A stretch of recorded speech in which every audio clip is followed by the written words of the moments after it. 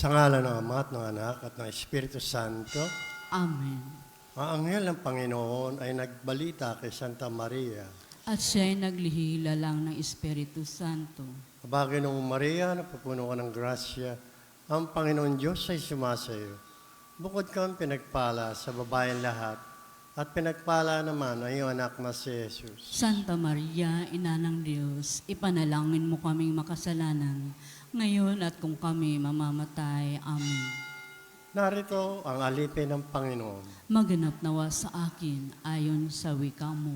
Aba, Ginoong Maria, napupuno ka ng grasya, ang Panginoon Diyos ay sumasayo. Bukod kang pinagpala sa babaeng lahat, at pinagpala naman ang iyong anak na si Jesus. Santa Maria, Ina ng Diyos, ipanalangin mo kaming makasalanan, ngayon at kung kami mamamatay. Amen. At ang salita ay nagkatawan tao. At nakipamuhay sa atin. Aba, Ginoong Maria, napupuno ka ng grasya, ang Panginoon Diyos ay sumasayo. Bukod kang pinagpala sa babaeng lahat, at pinagpala naman ang iyong anak na si Jesus. Santa Maria, Ina ng Diyos, ipanalangin mo kaming makasalanan, ngayon at kung kami mamamatay. Amen. Ipanalangin mo kami, O Santa na Ina ng Diyos. Nang kami maging dapat makinabang sa mga pangako ni Kristo. Panginoon, manalangin tayo. Panginoon namin Diyos, kasiyahan mo nawa ang aming mga kaluluwa sa iyong mahal na grasya at yayamang dahilan sa pamamagitan ng anghel ay nakilala namin ang pagkakatawan tao ni Jesucristong anak mo, pakundangan sa mahal na pasakit at pagkamatay niya sa krus. Papakinabangan mo kami ng kanyang pagkabuhay na maguli sa kadakilaan sa langit sa pamamagitan ni Jesucristong aming Panginoon. Amen. Luwalhati sa Ama at sa Anak at sa Espiritu Santo. Kapara ng sa unang-una, ngayon magpakailanman, magpasawalang hanggan. Amen. Sa ngalan ng Ama at ng Anak at ng Espiritu Santo. Amen. At ang mamumuno po sa ating banal na pagdiriwang ngayon, ang ating pong kura paroko, Reverend Father Douglas D. Badong.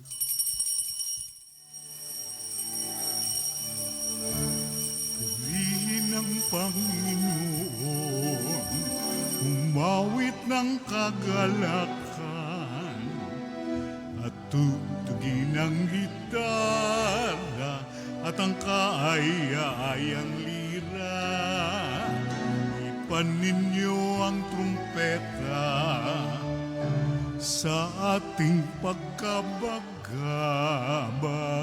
Sa Diyos tayo'y tumawag, sa ating mga kaaway, tayo ay Kanyang iniligtas.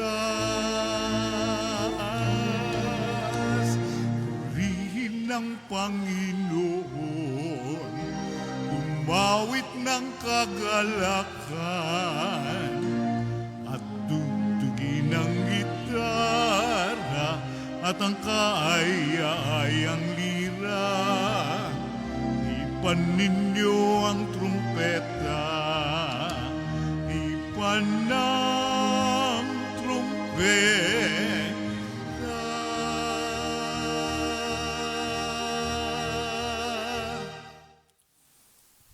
Sa ngalan ng Ama at ng Anak at ng Espiritu Santo. Amen. Ang pagpapala ng ating Panginoong Hesus Kristo, ang pag-ibig ng Diyos Ama, at ang makikipagkaisa ng Espiritu Santo naway sumainyong lahat. At sumaiyo rin.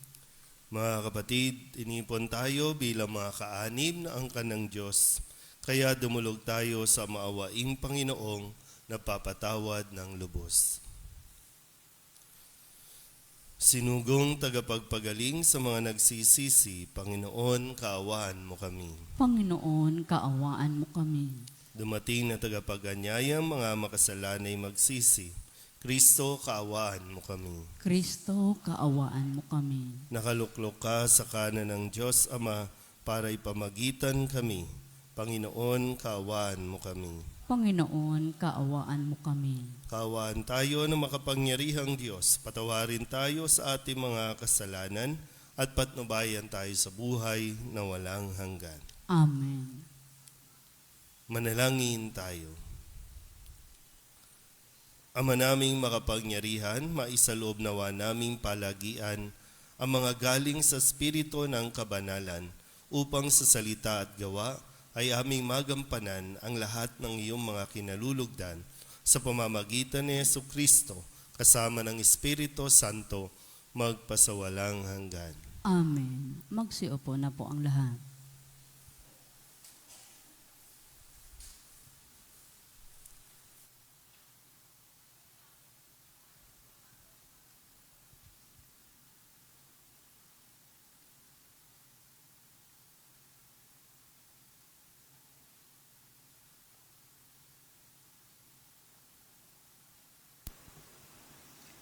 Pagbasa mula sa sulat ni Apostol Santiago. Huwag kayong maghinanakitan, mga kapatid, upang hindi kayo hatulan ng Diyos, sapagkat malapit nang dumating ang hukom. Mga kapatid, tularan ninyo ang mga propetang nagsalita sa ngalan ng Panginoon. Buong tiyaga silang nagtiis ng kahirapan. Sinasabi nating mapalad ang mga nagtitiyaga at nagtitiis. Narinig na ninyo ang tungkol sa pagtitiis ni Job at ang ginawa sa kanya ng Panginoon sa bandang huli. Ito'y nagpapakilalang mabuti at mahabagin ang Panginoon. Ngunit higit sa lahat, mga kapatid, huwag na kayong susumpa kung kayo'y nangangako. Huwag ninyong sasabihin, saksi ko ang langit, o saksi ko ang lupa, o ano paman. Sapat nang sabihin ninyong oo kung oo at hindi kung hindi, upang hindi kayo hatulan ng Diyos. Ang salita ng Diyos. Salamat sa Diyos, salmong tugunan. Ang ating mahabaging Diyos ay magmamagandang loob. Ulitin po nating lahat. Ang ating mahabaging Diyos ay nagmamagandang loob.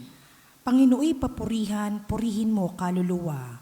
Ang pangalan niyang banal, purihin mo sa tuwina. Ikaw, aking kaluluwa, ang Diyos ay papurihan, at huwag mong lilimutin yaong kanyang kabutihan. Tugon. Ang ating mahabaging Diyos ay nagmamagandang loob. Ang lahat kong kasalanay, siya ang nagpapatawad. Ang anumang aking sakit, ginagamot niyang lahat. Sa bingit ng kamatayan, ako ay inililigtas at pinagpapala ako sa pag-ibig niya at habag. Tugon. Ang ating mahabaging Diyos ay nagmamagandang loob. Kay ganda ng kalooban, mahabagin itong Diyos. Kung magalit ay banayad, kung umibig na may lubos. Banayad nga kung magalit, hindi siya nagtatanim. Yaong taglay niyang galit, hindi niya kinikimkim. Tugon. Ang ating mahabaging Diyos ay nagmamagandang loob. Ang agwat ng lupa't langit, sukatin may hindi kaya.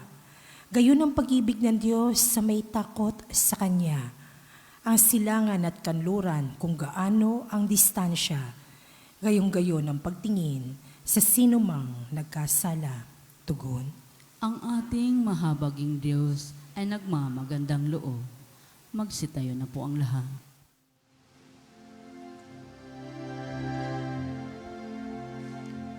Hallelujah, hallelujah, hallelujah, hallelujah. Purihin ang Diyos, hallelujah.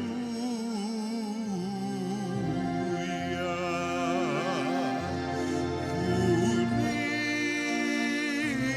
ang Diyos, hallelujah.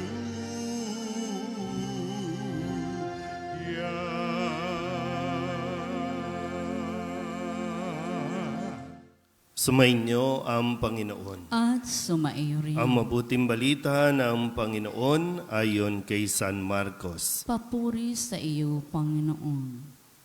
Noong panahong iyon, si Jesus ay nagtungo sa lupain ng Judea at nagtuloy sa ibayo ng Ilog Jordan.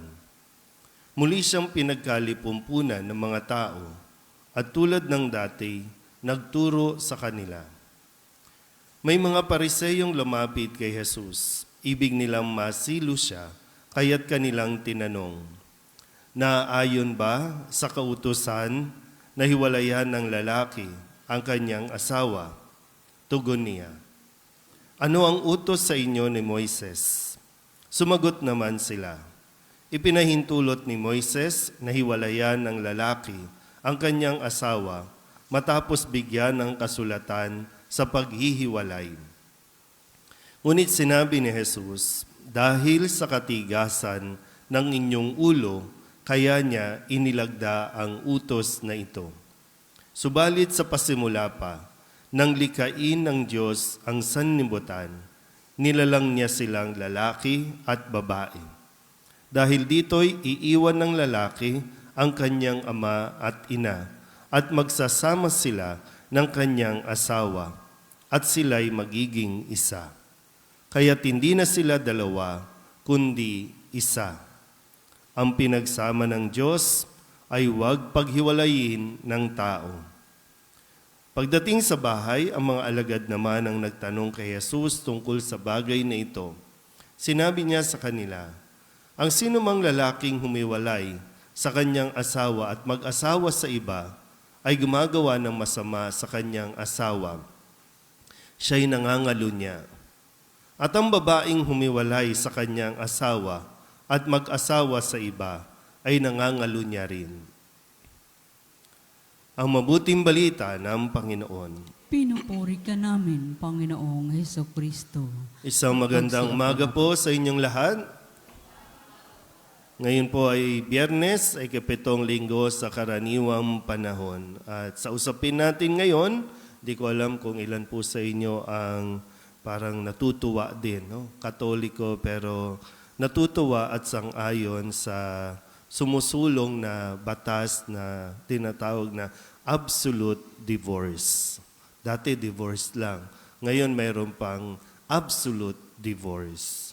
At marami sa ating mga Katoliko ang sumisigaw at nakikisigaw nang hindi naman talaga lubusang naiintindihan kung anong ibig sabihin ng absolute divorce. Wala lang, basta divorce, hiwalay na.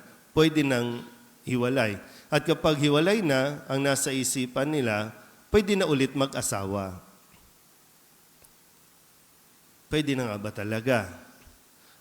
Bakit naghihiwalay? Kasi nagka-problema. Kasi may problema. So, ang divorce ba ang solusyon? Yun yung madaling solusyon para sa kanila. Pero hindi talaga yun ang solusyon. Kasi kung babalikan natin, bakit nagka-problema? Bakit nag-aaway?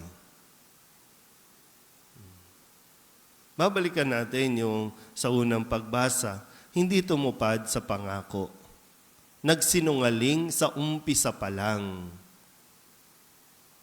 Kaya nga sabi, di ba, sa sulat ni Apostol Santiago, oo kung oo, hindi kung hindi.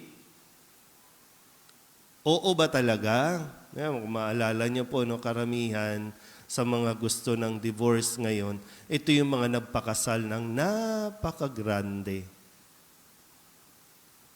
Ito yung mga sikat, mga politicians. Kasi yung iba, hindi ko alam, no, nakakatuwa lang, gusto nilang divorce, pero hindi naman sila talaga kasal. Applicable yan para sa mga nagpakasal. Yung mga nagsasama lang, live-in, hindi ito applicable sa inyo kasi anytime, noon pa, dapat naghiwalay na kayo. Babalikan natin. Dahil lang hindi tumupad sa pangako. Either hindi mo talaga tutuparin dahil sa umpisa, kunyari lang, mahal nyo ang isa't isa. Pinilit lang di ba? Pinipilit. Kasi ngayon, ang sabi, kapag nagkaroon ng divorce, ang isang taong divorce ay pwede na ulit mag-asawa. pwede na maging legal. So nasaan na, para, di ba, iiwasan lang ng tao na, kasi kasalanan ang mga lunya. So nasaan na yung pangangalunya? So kung ang isang tao, babae man o lalaki, ay papatol sa iba, di ba may kaso yan? Bigamy. So anong magiging solusyon? Magpa-file ng divorce. Para hindi nakasuhan. So kukontrahin ngayon ang batas, parehong batas magkukontrahan sa isa't isa. At sasabihin ninyo, sasabihin ng mga sangayon, para maging masaya na sila. Hindi sila gumagawa sila ng lalong ikalulungkot ng marami. Akala nyo lang kayong magiging masaya kasi magiging malaya na kayo ulit dahil pwede ka nang pumatol sa iba, mag-asawa sa iba. Hindi nyo ina-address yung problema ninyo sa utak, yung problema ninyo sa emosyon, yung problema ninyo sa pera. Hindi ina-address. Kaya kapag pumatol sa iba, same pattern, same cycle, and then kapag hindi na magkasundo, maghihiwalay ulit. Magpa-file na naman ng divorce para hindi nga makasuhan ng pangangalunya. So, guguluhin lang natin ang ating mga buhay. Lalong-lalo na po, isipin niyo po, no? Kahit na yung mga anak na mga naghiwalay na, malaki ang epekto nito sa inyo. Aminin nyo man o hindi, makita nyo man ngayon o hindi, pero nagkakaroon nito ng epekto sa mga anak na galing sa magulang na naghiwalay. Kasi sila mismo nagkakaroon ng trauma na pagdating ng araw, baka ganito din ang gawin sa akin. Kaya sa simula pa ng relasyon, wala nang pagtitiwala.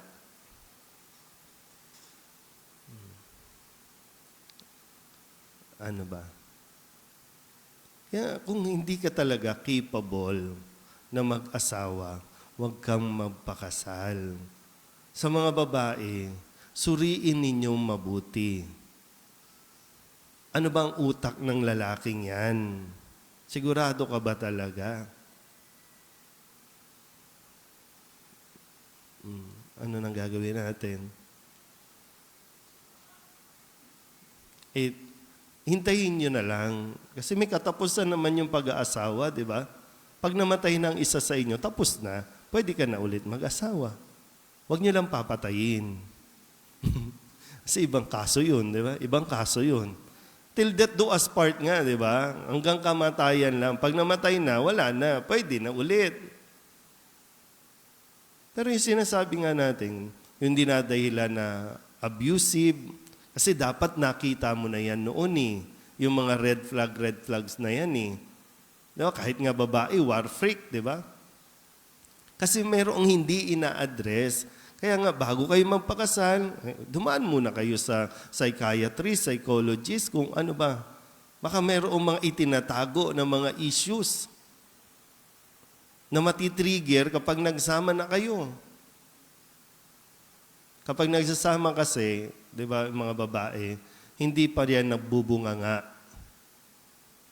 Di ba? Kasi wala pang lakas eh.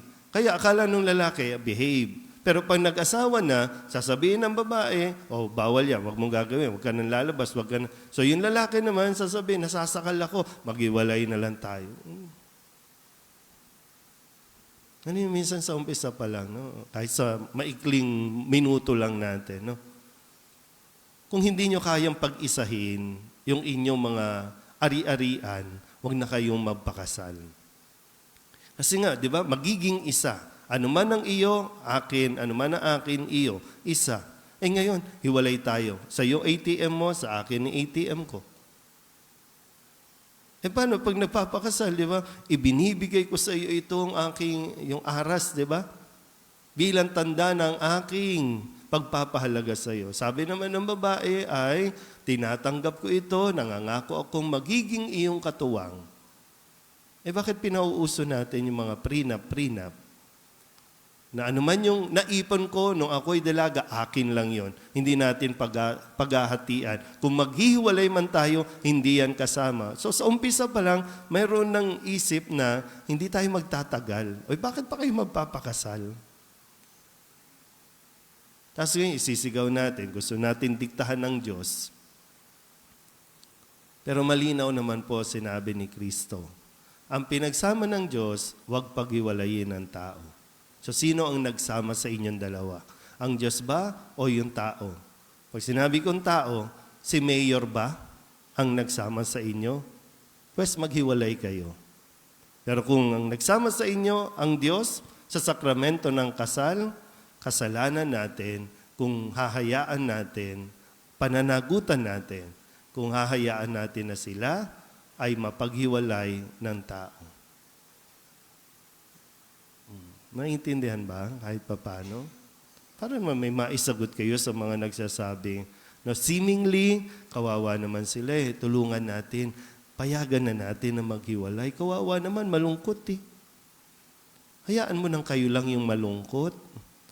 Hindi yung buong pamilya ninyo, buong anak ninyo, at yung magiging anak nila, magiging malungkot. Dahil lang sa ginawa ninyong desisyon. Nangako-ngako kayo, pero hindi natin tinutupad. Oo kung oo, hindi kung hindi. Magmo-move on ba tayo o ano? Laging isipin, hindi na ito tungkol lang sa anong magiging epekto nito. Sa mga gumawa at nagpumilit, gumawa ng batas na ito, kung sakali man na ipayagan ng gobyerno natin ito, dadalhin nyo sa hukay ang epekto ng kasalanan ito. Wala na tayo sa mundong ito. Wala na kayo sa mundong ito. Yung kasalanan, nandiyan pa at mananatili hanggat di natin sinusunod ang sinasabi ni Jesus na kapag pinagsama ng Diyos, huwag paghiwalayin ng tao. Amen?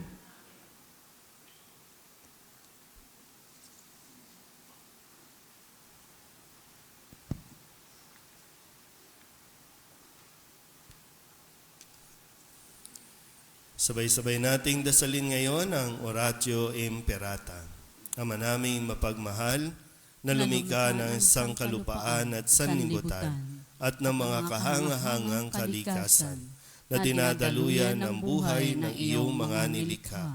Mapagkumbaba kaming sumasamong ipagkaloob mo na ipag-adya kami sa matinding init na bumabagabag sa mga tao ngayon. Umahadlang sa mga gawain at nagdudulot ng panganib sa buhay at hanap buhay. Bumuhos nawa ang biyaya ng ulan upang tubigan ang aming mga bukid at mga nanunuyong lupa. Mapigil ang mapipintong krisis sa tubig at kuryente at patirin ang aming mga uhaw sa tubig araw-araw. Sa hudyat ng iyong salita, sumusunod ang hangin at dagat. Iunat mo ang iyong mapagpalang kamay upang huminto na ang patuloy na pag-init ng panahon ng iyong bayan ay maging abala sa mabubungang gawain at ang mga kabataan ay magpatuloy sa kanilang pag-aaral ng may kapanatagan at kaginhawahan. Diyos naming maawain at mapagbigay, imulat mo ang aming mga mata sa kayamanan at kagandahan ng iyong mga nilikha at tubugin mo kaming maging mapagmalasakin para sa kalikasan. Turuan mo kaming maging mapagkakatiwalaang tagapangalaga ng iyong nilikha upang mapakinabangan namin ito ng may pananagutan at mapangalagaan ito laban sa pang-aabuso at paglulustay. Ngayong panahon ng krisis, mahal naming Panginoon, imukin mo kaming lalo pang magbahagi, maglingkod at magmahal. Mapagmahal na Diyos, Ama ng aming Panginoong Hesukristo, ipinagkatiwala mo ang bayang Pilipino sa makainam pagkalinga ng mahal na Birheng Maria. Dinggin mo ang mga panalangin ipinamimintuho namin sa Kanya para sa pagtataguyod niya sa amin, ang bayan labis niyang minamahal. Inihiling namin ito sa pamagitan ng aming Panginoong Hesukristo, na nabubuhay at nagahari kasama mo at ng Espiritu Santo, magpasawalang hanggan. Amen. Mahal na Birhen ng Guadalupe, Ipanalangin mo kami. Santa Rosa ng Lima, Ipanalangin mo kami. San Lorenzo Ruiz, Ipanalangin mo kami. San Pedro Calungsod. Ipanalangin mo kami.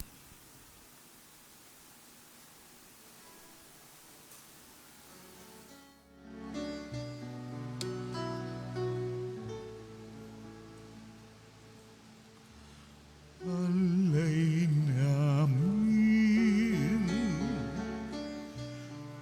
aming buhay, bawat galak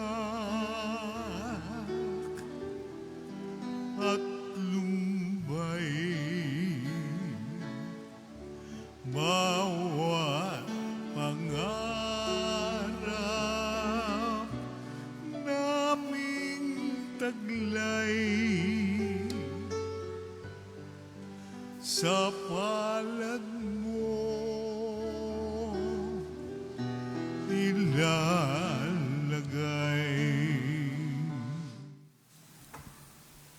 Manalangin kayo mga kapatid upang paghahain natin ay kalugdan ng Diyos sa mga makapangyarihan. Tanggapin nawa ng Panginoon itong paghahain sa iyong mga kamay, sa kapurihan niya at karangalan sa ating kapakinabangan at sa buong sambayanan niyang banal.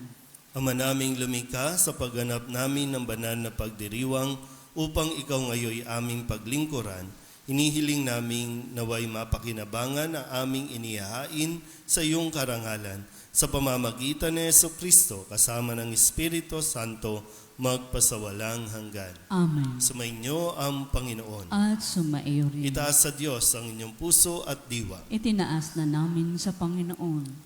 Pasalamatan natin ang Panginoong ating Diyos. Marapat na siya ay pasalamatan. Ama naming makapangyarihan, tunay nga marapat na ikaw ay aming pasalamatan. Ikinalugod mong likain ang sanlibutan na iyong pinagbabago at idinarangal sa pamamagitan ng iyong anak na kinalulugdan. Kaya't utang na loob ng iyong mga itinatangi at ng mga banal na kapiling mong lagi ang iyong paggiliw at pagkakandili. Kaya kaysa ng mga anghel na nagsisiawit ng papuri sa iyo nang walang humpay sa kalangitan, kami nagbubunyi sa iyong kadakilaan.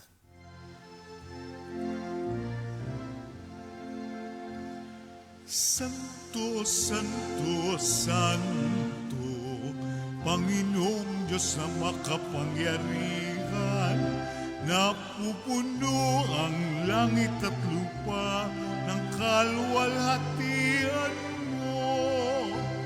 Hosana sa kaitaasan, pinagpala ang naparirito sa ngalan ng Panginoon. Hosana sa kaitaasan. Magsiluhod na po ang lahat. Ama naming banal, ikaw ang bukal ng tanang kabanalan. Kaya't sa pamamagitan ng iyong Espiritu, gawin mong banal ang kaloob na ito upang para sa aming maging katawan at dugo ng aming Panginoong Hesu Kristo. Bago niya pinagtiis ang kusang loob na maging handog, hinawakan niya ang tinapay, pinasalamatan kaniya, pinaghati-hati niya iyon, iniabot sa kanyang mga alagad at sinabi, tanggapin ninyong lahat ito at kanin, ito ang aking katawan na ihahandog para sa inyo.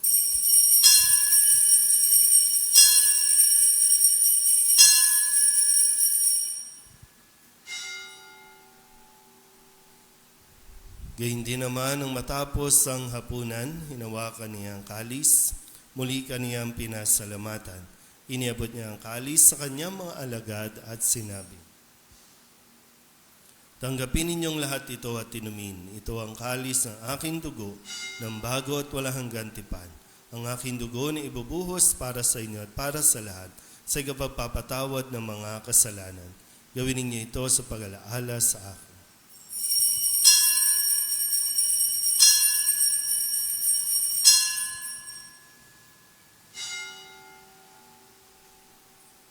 Ipagbunyi natin ang misteryo ng pananampalataya. Si Kristo'y namatay, si Kristo'y nabuhay, si Kristo'y babalik sa wakas ng panahon. Ama, ginagawa namin ngayon ang pag-alaala sa pagkamatay at muling pagkabuhay ng iyong anak. Kaya tiniaalay namin sa iyo ang tinapay na nagbibigay buhay at ang kalis na nagkakaloob ng kaligtasan.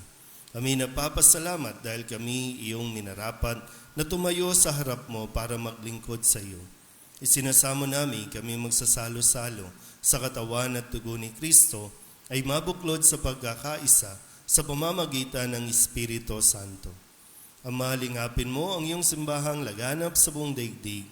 Puspusin mo kami sa pag-ibig kaysa ni Francisco na aming Papa at ni Jose na aming Obispo at ng Tanang Kaparian. Alalahanin mo rin ang mga kapatid namin na himlay na may pag-asang sila'y muling mabubuhay, gayon din ang lahat ng mga pumanaw. Kawaan mo sila at patuloyin sa iyong kaliwanagan. Kawaan mo at pagindapating kaming lahat na makasalo sa iyong buhay na walang wakas. Alalahanin mo rin si Rose na tinawag mo mula sa daigdig na ito. Kaysa ng mahal na Birhen Maria na ina ng Diyos, ng kabiyak ng puso niyang si San Jose, kaysa ng mga apostol at ng lahat ng mga banal na namuhay dito sa daigdig na kalugod-lugod sa iyo, may pagdiwang nawa namin ang pagpupuri sa kararangal mo sa pamamagitan ng iyong anak na aming Panginoong Hesukristo. Sa pamamagitan ni Kristo, kasama niya at sa Kanya, ang lahat ng parangal at papuri ay sa iyo, Diyos Amang makapangyarihan, kasama ng Espiritu Santo, magpasawalang hanggan. Amen.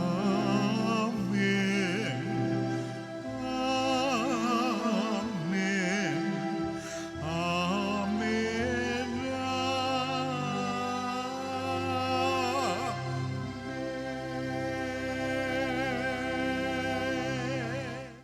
Sa tagubili ng mga nakagagaling na utos at turo ni Jesus sa Panginoon natin at Diyos, ipahayag natin ang lakas loob.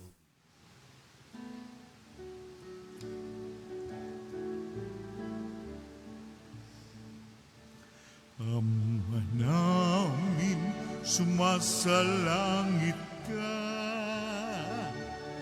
sambahin ang ngalan mo.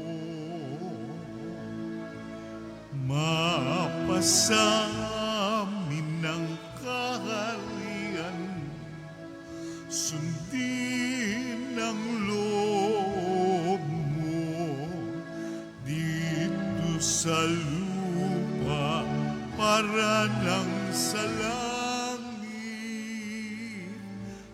Bigyan mo kami ngayon ng aming kakanin.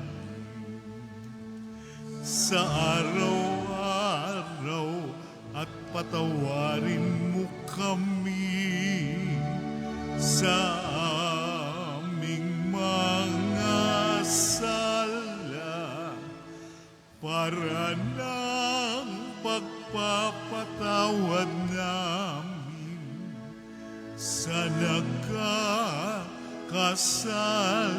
sa amin. At huwag mo kaming ipahintulot sa tukso at iadya mo kami sa lahat ng masama. Hinihiling namin kami iadya sa lahat ng masama, pagkalooban ng kapayapaan araw-araw, iligtas sa kasalanan at ilayo sa lahat ng kapahamakan. Samantalang aming pinananabikan ang dakilang araw ng pagpapahayag ng tagapagligtas naming sa Hesukristo. Sapagkat iyo ang kaharian at ang kapangyarihan at ang kapurihan magpakailanman. Amen.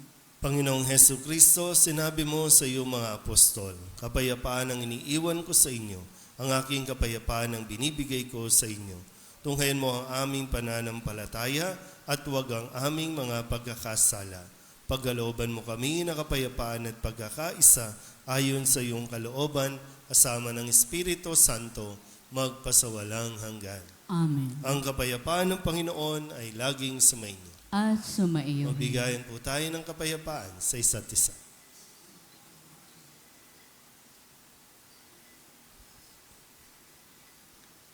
Kordero ng Diyos na nag-aalis ng mga kasalanan ng sanlibutan, maawa ka sa amin. Kordero ng Diyos na nag-aalis ng mga kasalanan ng sanlibutan, maawa ka sa amin. Kordero ng Diyos na nag-aalis ng mga kasalanan ng sanlibutan, ipagkaloob mo sa amin ang kapayapaan. Magsiluhod po ang lahat.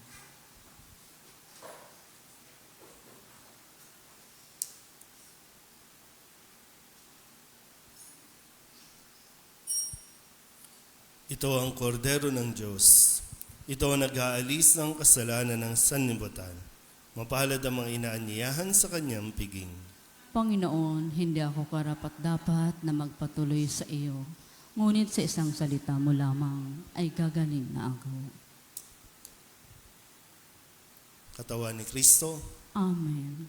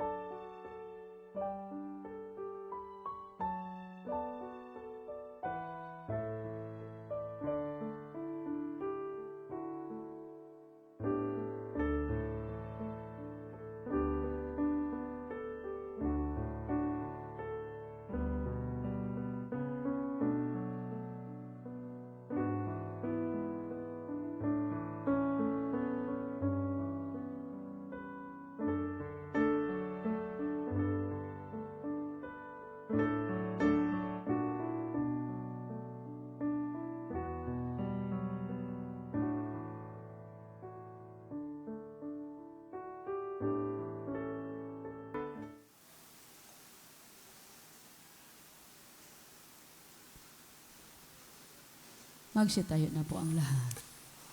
manalangin tayo.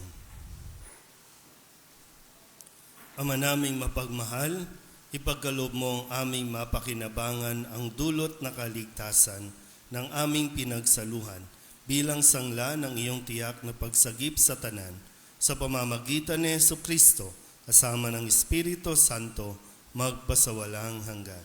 Amen. Sumainyo ang Panginoon At sumaiyo rin. at pagpalain kayo ng makapangyarihang Diyos, Ama at Anak, Espiritu Santo. Amen. Tapos ang banal na misa, humayo tayo sa kapayapaan ni Kristo. Salamat sa Diyos. Magandang umaga po.